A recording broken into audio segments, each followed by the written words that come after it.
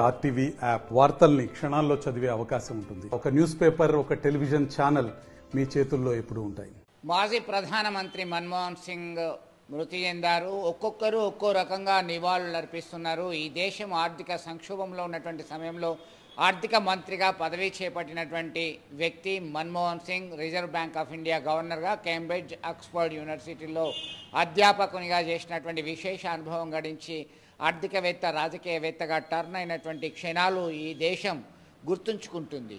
జాతి మొత్తం గర్వించదగ్గ వ్యక్తి, రాజనీతిజ్ఞుడు, ఆర్థికవేత్త, మరి ప్రధానమంత్రిగా 2 పర్యాయాలు ఈ దేశానికి సేవలు అందించినటువంటి వ్యక్తి మన్మోహన్ సింగ్. మన్మోహన్ సింగ్కి నివాళులు అర్పిస్తున్నటువంటి దృశ్యాలు చూస్తున్నాము. ప్రస్తుతం మనం కరీంనగర్లో ఉన్నటువంటి రామ్నగర్ ప్రాంతంలో ఉన్నాం. ఆర్ఎల్ఈ శంకర్ శాండ్ ఆర్టిస్ట్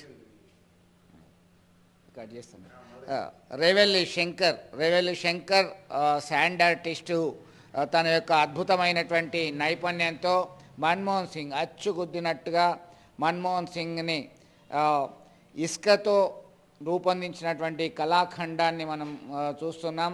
పుష్పగుచ్చాలు వేసి నివాళులు అర్పించిన దృశ్యం మనం చూస్తున్నాం.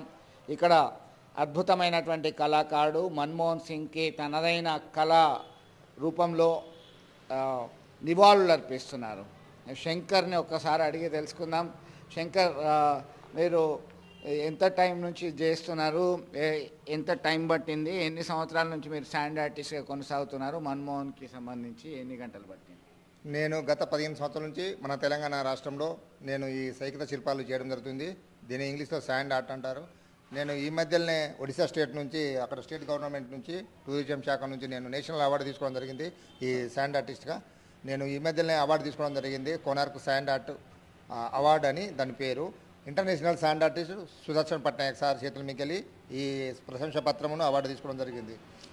ఈ మన్మోహన్ సింగ్ శాండ్ ఆర్ట్ చేయడానికి గల కారణం ఏంటి? మన్మోహన్ సింగ్కి సంబంధించి ప్రపంచ ప్రఖ్యాతిగాంచినటువంటి ఆర్థికవేత్త, రాజకీయవేత్త. ఆయన బొమ్మ మీరు ఆయన మృతి చెందినటువంటి వెంటనే వేయాలని చెప్పేసి నివాళులు అర్పించడానికి వరకు వేశారా? ఎట్లా, ఎంత టైం పడుతుంది? నేను పెద్దలు మహానుభావులు మన్మోహన్ సింగ్ మన మాజీ ప్రధాని గారు ఇట్లా చనిపోయారన్న విషయం తెలియగానే ఒక జాతీయ సైకిల్ శిల్పిగా చాలా బాధ అనిపించింది. నాకున్న కళతోటి, దేవుడిచ్చిన ఈ కళతోటి తన రూపాన్ని నేను సైకిత శిల్పం రూపంగా మన్మోహన్ సింగ్ సార్ది నేను సైకిల్ శిల్పం వేయడం ఒక రకంగా చూస్తే బాధే అనిపిస్తుంది. అలా అతను మన మధ్యలో లేకపోవడం ఇవాటి రోజున. అయినా నాకు దేవుడిచ్చిన ఈ కళతోటి తన రూపాన్ని నేను సూచించడం ఒక నా బాధ్యతగా, ఒక సామాజిక వర్క్ కింద దీన్ని తీసుకోవడం జరిగింది. నేను ఎందరో మహానుభావుల జయంతులకు కానీ వర్ధంతులకు కానీ చేయడం జరుగుతుంది. అందులో ఈరోజు ముఖ్యమైన మహానుభావులు మన్మోహన్ సింగ్ గారికి నేను సైకిత శిల్పి చేసి నా యొక్క కళతోటి ఘన నివాళి అర్పిస్తున్నాను. ఒక జాతీయ కళాకారుడిగా, సైకిత శిల్పిగా, ఒక ఇంటర్నేషనల్ శాండ్ ఆర్టిస్ట్గా.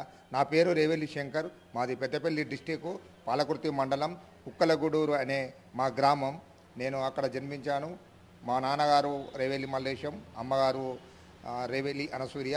నాకు మీరు ఇంతకుముందు ఎన్ని చిత్రాలు వేశారు? ఇంత జాతీయ అవార్డు తీసుకునే స్థాయికి మీరు సైకత శిల్పాలు వేసి మీరు రూపాంతరం చెందడం జరిగింది. ఎన్ని సంవత్సరాల నుంచి మీరు ఈ కళ పట్ల ఆకర్షితులై ప్రాక్టీస్ చేస్తున్నారు?